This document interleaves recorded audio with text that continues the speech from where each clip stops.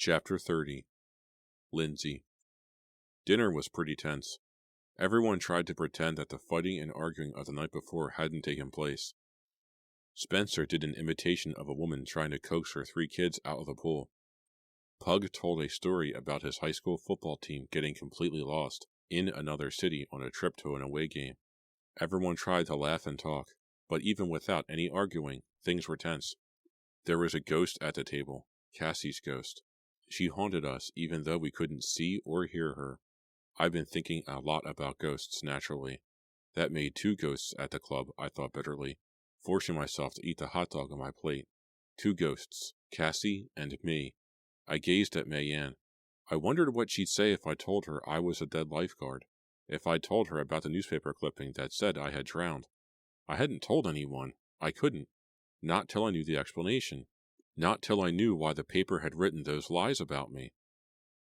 After dinner, I wandered out by the pool for a while. It was a hazy, hot evening.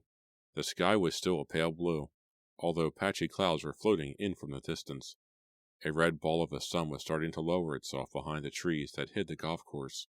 I sat down by the pool and tried to read. I had a mystery novel that was supposed to be good, but I couldn't concentrate. I was in no mood for any more mysteries. I felt restless, uncomfortable. The lounge chair stuck to the back of my tank top. I decided to take a walk, maybe go to the golf course and back. I wandered past the guest house and was approaching the small building that housed the exercise room, when I heard voices, angry voices. I stopped and peered over the hedge that bordered the path. The lowering sun beamed down onto the ground in front of the building, making everything rosy and unreal. Staring into the patch of red sunlight, I saw Pug and Mayanne. They were standing in front of the door to the weight room. Mayanne had an oversized yellow t-shirt pulled down over green spandex bike shorts. She had a tennis racket slung over her shoulder. Pug wore a blue muscle shirt and faded denim cutoffs. He was gesturing wildly with both hands, shaking his head as he talked. Mayanne shouted at him at the same time. I leaned forward against the hedge, curious to hear what they were arguing about. "Just keep your big mouth shut," I heard Mayanne shout angrily. "Maybe I will, maybe I won't," Pug shot back. They started shouting together again, but a low-flying jet cut overhead, its roar drowning out their words. What could Pug and Mayanne possibly be fighting about, I wondered, bewildered. I had never seen them say 2 words to each other. They didn't seem at all interested in each other. So what could they be fighting about? Suddenly, as I watched them argue, a shadow rolled over me, over the hedge in front of me. With a shudder, I realized I was no longer alone. Chapter 31. Lindsay. I turned to see that Deirdre had slipped up beside me.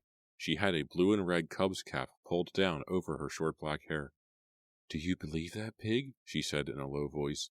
She pointed over the hedge toward Pug. I opened my mouth to answer, but Deirdre didn't give me a chance. "He's had his pick of every girl at this club," she said, practically spitting out the words. "And now he's hitting on Mayanne." She shook her head in disgust. The sun lowered behind the trees. Long shadows slid along the ground. "I could kill him. I really could," Deirdre murmured. "Not really," I said, thinking of Cassie. Deirdre frowned. "No, of course not. Not really. Sorry, Lindsay. I guess that was a bad choice of words. I didn't mean really kill him." She sighed. "But I can't believe he's going after Mayanne now." "They're fighting," I told her. "I don't really think Pug is Mayanne's type." "Oh, yeah?" Deirdre asked, challenging me. "Then why are they going off together so cozily?" I turned back to the exercise building in time to see Mayanne and Pug disappear inside, arm in arm. "Weird," I muttered. "Totally weird." "Tell me about it," Deirdre replied bitterly. Later, back in the room, I tried calling my parents one more time. I almost burst into tears when I got the same recorded message. I had called so many times, and I had tried information again and again with no success. I sat on the edge of the bed, staring at the phone, wishing it would ring, willing it to ring. I could hear Munchie rattling around in his cage, but I didn't go over to check on him. "Hey," I cried out as an idea flashed into my mind. Why hadn't I thought of it sooner? I dialed information and got the phone number of my only other relative, my Aunt Billy in Burlington. Eagerly, I punched in her number. I let the phone ring 12 times before I hung up. Now what?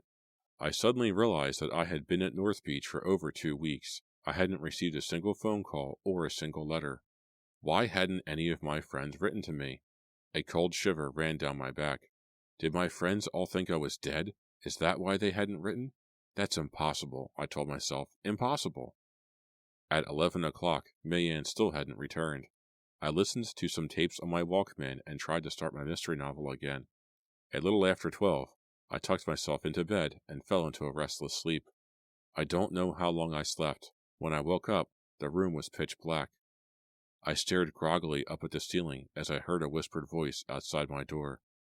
Lindsay, Lindsay, come out here. Chapter 32. Lindsay. Who's there? I called sharply. I lowered my feet to the floor and made my way unsteadily toward the closed door. Silence out in the hall. Who's there? I repeated. I held my breath and listened.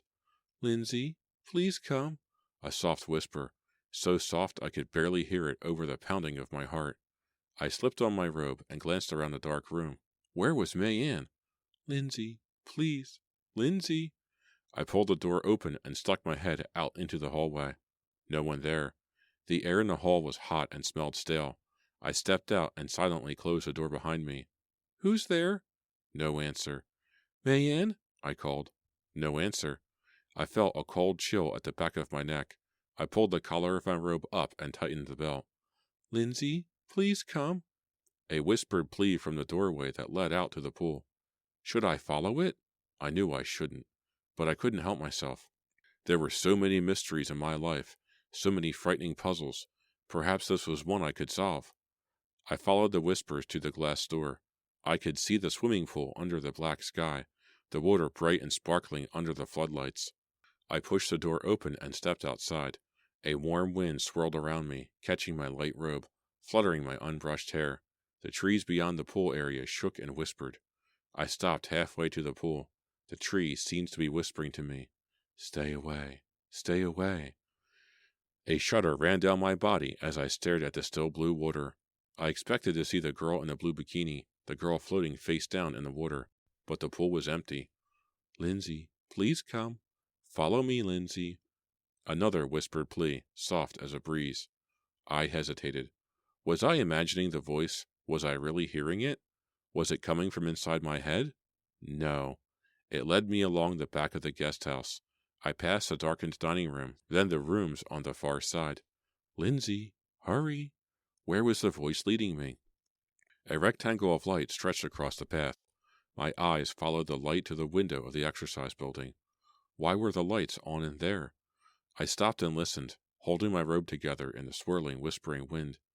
Lindsay, please come. From the door to the weight room. I turned off the path and made my way toward the voice. The grass felt cold and wet under my bare feet. Who's there? I called shrilly. What do you want? I pulled open the door to the weight room and peered inside. All the overhead lights were on, making the room as bright as day. The air felt hot and sticky. The room smelled of stale sweat. Black weights were stacked against one wall.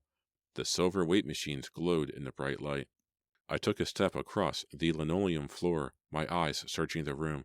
Is anybody in here? My voice sounded low and harsh in the small room. Who's in here? Silence. Then I saw Pug. He was lying on his back between two weight machines. Pug, what are you doing? I cried. It's so late. I hurried across the floor to him, my bare feet wet against the linoleum. Oh, no. A low wail escaped my lips. Pug's eyes stared up at me lifelessly. His mouth was open in a frozen, silent cry for help. No, I moaned. A barbell stretched over his neck. The bar between the weights pressed down on his throat, choking off his air, crushing him, suffocating him. Pug was dead. Panting loudly, I bent down and tried to lift the barbell off him. I knew it was too late. I knew he was dead. It was an act of panic. I didn't really know what I was doing. I was still struggling with the barbell when I heard footsteps behind me and realized someone else was in the room. Uttering a cry of surprise, I let go of the barbell and spun around. Pete, I cried, what are you doing here? Part 4. The Ghost Revealed. Chapter 33. Lindsay.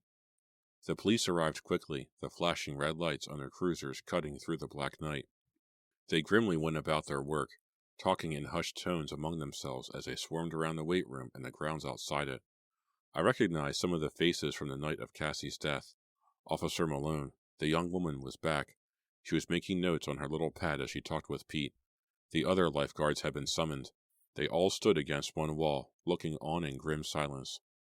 Deidre was crying again, leaning against a stack of weights, her hands over her face. They had found Mayanne. She was pale and drawn, her eyes narrow slits, her auburn hair flat and damp. Danny and Arnie hunched in a corner. Danny looked dazed.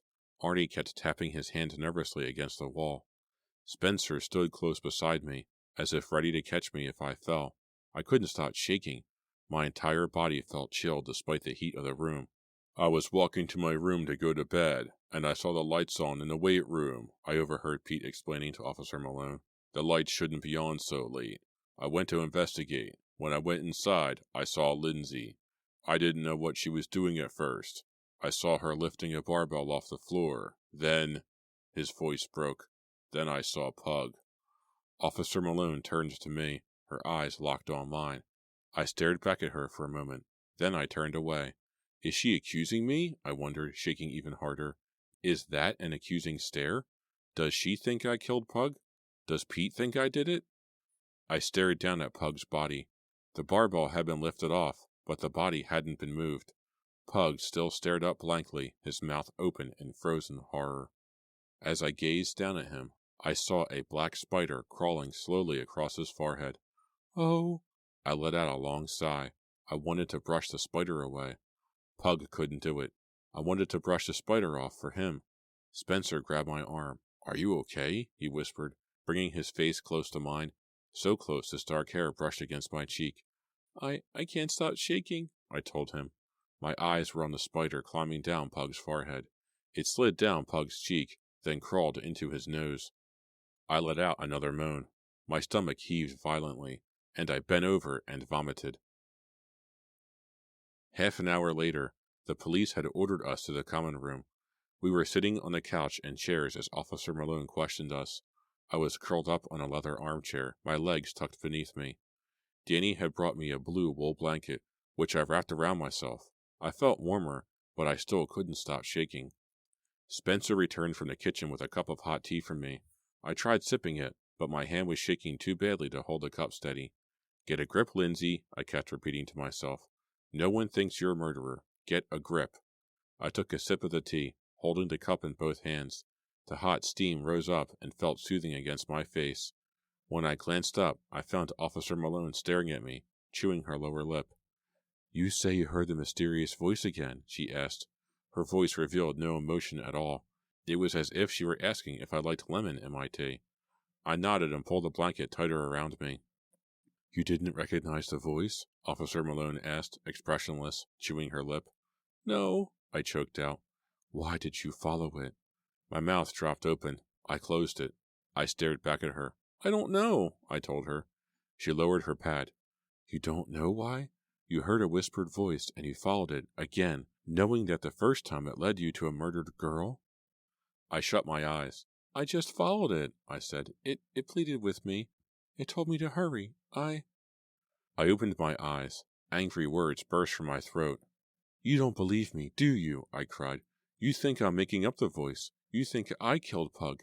You think I killed them both. Now, wait. Officer Malone held up a hand, motioning for me to stop. I had no reason to kill Pug, I screamed. No reason at all. Well, someone had a reason, a man's voice called from the doorway.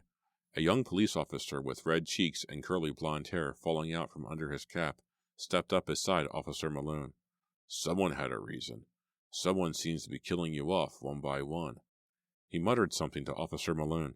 Then he narrowed his eyes at me. Trent, did you get the time of death? She asked him. Martin says the boy's been dead at least an hour, Officer Trent replied, still staring at me. I shivered and tried to slide under the blanket. How come you look so familiar to me? Officer Trent asked, taking a few steps toward me. I had a sudden impulse to scream, because I drowned in a swimming pool here 2 years ago. Instead, I shook my head. I don't know, I murmured. I was a lifeguard here before. Do you come from around here? Officer Trent asked, swiping a fly off his broad forehead. As I started to answer, I heard Officer Malone begin to question Mayanne. Did Lindsay get along with Pug? She asked. Did Lindsay have any arguments with Pug? Any strong disagreements? I turned from Officer Trent to hear Mayanne's reply. She shifted uncomfortably in her chair. No, Mayanne said thoughtfully, twisting and untwisting a strand of auburn hair.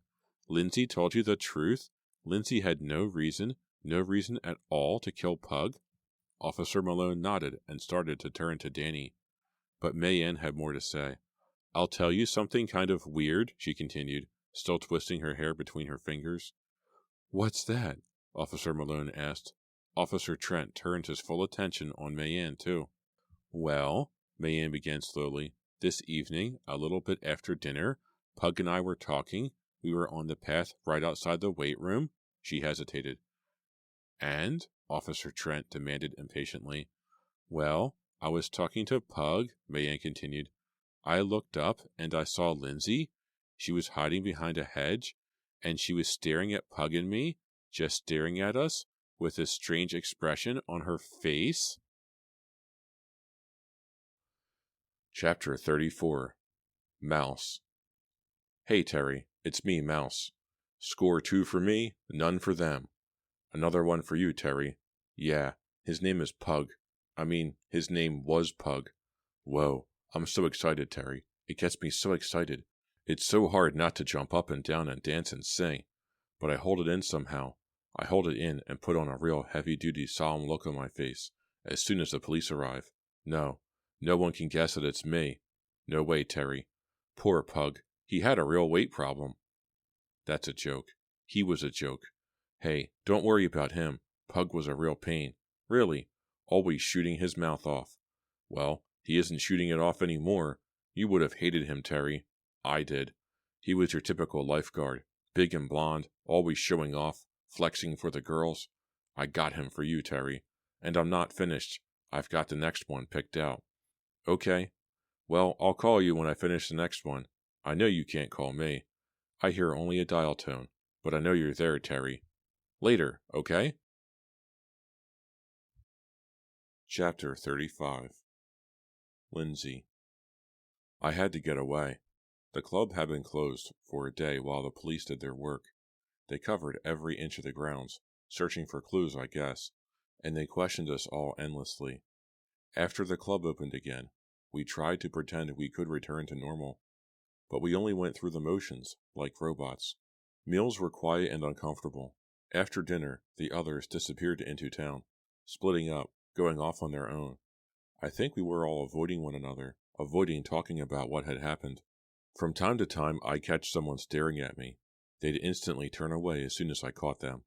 I knew what they were thinking. They were thinking, did she kill Cassie and Pug? Did she? 4 nights after Pug's murder, Pete tried to give us a pep talk at the dining room table. He told us the summer was just starting and that all the trouble was over. Did anyone believe him? I don't think so. Danny asked if Cassie and Pug were being replaced. Pete said he was working on it. He told us the police had a new theory.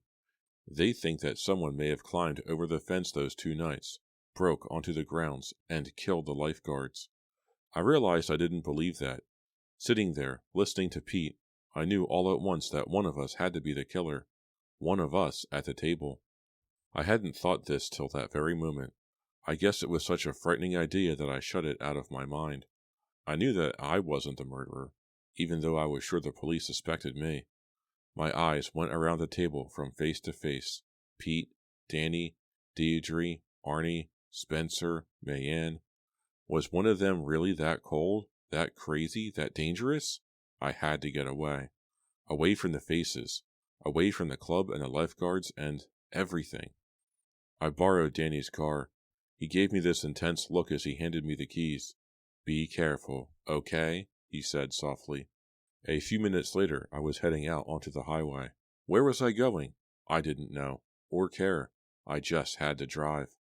I lowered all the windows and let the hot breeze blow over me. It was a sultry, steamy evening. One of those wet summer nights where everything sticks to everything, and your whole body feels soggy and heavy. I didn't care. The hot air felt great against my face. I lowered my foot on the gas pedal and got the little Corolla up to near 70. The highway was nearly deserted. I passed a big, slow-moving truck and a couple of vans. Flat farmland stretched out on both sides of me, pink under the setting sun. The hot wind roared through the car. I reached forward for the knob to turn the radio on, and caught a glimpse of a face in the rearview mirror. A face leaning toward me from the back seat. Chapter 36. Lindsay. The car screeched out of control. I heard the loud, angry honk of a horn behind me. My head hit the roof as the car bounced onto the grassy shoulder. My heart standing still, I turned the wheel and somehow got back on the road. "Arnie, what are you doing back there?" I choked out, glaring at him furiously in the rearview mirror. "Sorry," he said, but his grin didn't fade. "Didn't mean to scare you." You nearly got us both killed," I shrieked. "Why did you hide back there?" He leaned forward. I could feel his hot breath on the back of my neck. It really gave me the creeps. I had both hands clamped on top of the wheel. I tried to concentrate on calming down and driving safely, but I was so furious, I just wanted to punch him and wipe that silly grin off his weaselly little face. "I thought I'd come along," Arnie said. "You know, maybe cheer you up." "Cheer me up," I shrieked. "Cheer me up by killing us both?" "Whoa, calm down, Lindsay," he said. "I'm on your side." "What's that supposed to mean?" I snapped. "I don't care what the others think," Arnie replied. "I don't think you're a murderer." He let out a high-pitched giggle. His laugh gave me the chills. "Is that how you plan to cheer me up?" I asked sarcastically. He frightened me, I realized. He stood up and climbed over into the passenger seat.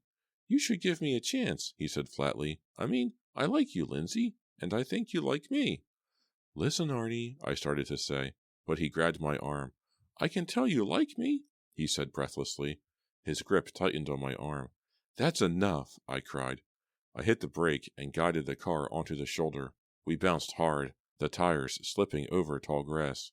Before the car came to a stop, I threw open my door. "Hey!" Arnie called angrily, but I was already outside. My heart pounding, I crossed in front of the car and jerked open Arnie's door.